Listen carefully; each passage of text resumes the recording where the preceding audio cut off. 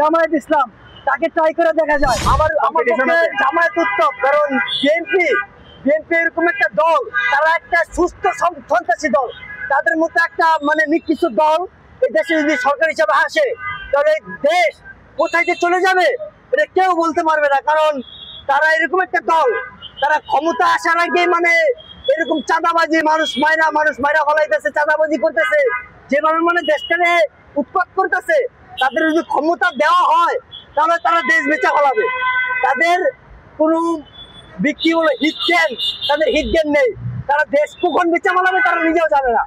তাই তাদেরকে আমরা ভোটটা দিয়া, আমরা যদি ভালো একটা সুস্থ নির্বাচন কইরা যদি ভালো একটা সরকারের যদি ভোট দিতে পারি, তাহলে এতে আমাদের উপকার। কারণ সরকার তো আমাদের জন্য কাজ করবে, সরকারের তো আমরাই সরকার হিসাবে দাঁড়া করাবো। তাই সরকার যদি আমাদের এই কথা না শুনে, তাহলে ওই সরকারের তো আমাদের দরকার নেই। এখন আমাদের কথা যদি সরকার শুনে, তাহলে সরকার আমাদের দরকার আছে।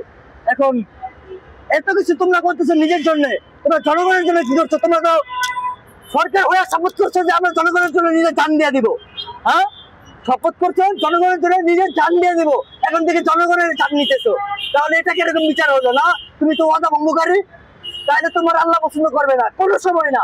তুমি যদি নিজের ওয়াদা যদি ভঙ্গ করো, তাহলে আল্লাহ তোমার সাথে অদা ভঙ্গ করবে।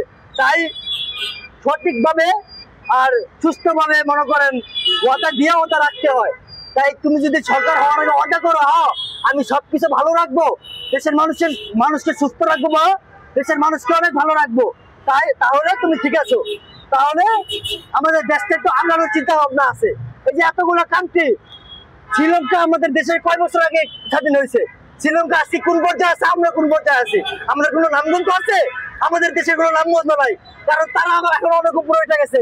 কারণ আমাদের দেশে চোরে ভরা, যে সরকার হয় সেই চোর। তাহলে চোরে যদি সরকার হয়, তাহলে দেশ কিভাবে আগাবো? দেশ আগানোর তো প্রসেস দেখতেছি না। এখন চোর আগে মুক্ত করতে হবে দেশ থেকে, তাহলে দেশ আগাইবো। এখন বাংলাদেশকে বাইরের কান্ট্রি, বেশিরভাগ কান্ট্রি চোর দেশ হিসাবে ছিল, বাংলাদেশ কেন চোর হিসাবে হইব? এখন যারা সরকার, যারা মন্ত্রী, তারা চোর, তাই বলে এই দেশের নাম হচ্ছে চোরের দেশ। কারণ তারা জনগণের টাকা বাইরে খায়, আত্মসাৎ করে, নিজের মন নিজে ভরে। তাই তাদের ভোট দিলে তো আমাদের লস, আমাদের নিজের ক্ষতি নিজে করে লাভ নেই। তো আমি একজন বাঙালি হিসাবে আমার দেশ কিভাবে উন্নয়ন হবে, আমার দেশ কিভাবে উপরে যাবে, তার চিন্তা আমার করতে হবে। আমার উল্টাপাল্টা চিন্তা, আমার নিজের ঝোলা আগে ভরা বা বাইরের দেশে নিজের টাকা ট্রান্সফার করা, এগুলো তো ভালো না।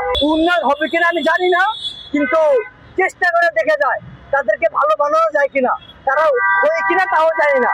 তারা তাদের মধ্যে তাদের নিজের যদি আল্লাহবান হয়, ওয়াদাবান হয়, সেই তো নিজের ওয়াদা রাখে, তাহলে সে ভালো। যদি তার ওয়াদা ভঙ্গ করে, তাহলে সেও ভালো না। আমাদেরকে তো সময় দেওয়া হচ্ছে 5 বছর করে, 5 বছর পরে আমরা না হয় 5 বছর পরে আবার তাকে চেঞ্জ করবো, সে ভালো না হইলে। ক্ষমতা তো আমাদের হাতে, ক্ষমতা আমাদের হাতে। এবং আমরা যদি ক্ষমতা ইউজ না করি, তাহলে কি করবো? এই আঙ্গুলের অনেক দাম, এই আঙ্গুলের একটা সিলে একটা সরকার পতন হইতে পারে, এই আঙ্গুলের একটা সিলে একটা সরকার খারাপ হইতে পারে। তাহলে আঙ্গুলের দাম দিবেন না? একটা ভোটের অনেক দাম, একটা ভোট ছাড়া একটা সরকার নির্বাচিত হয় না।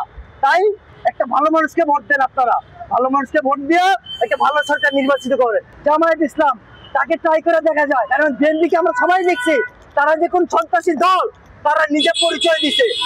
তারা 2006 সালের আগে থেকে তারা পরিচয় দিছে যে তারা কিরকম একটা দল।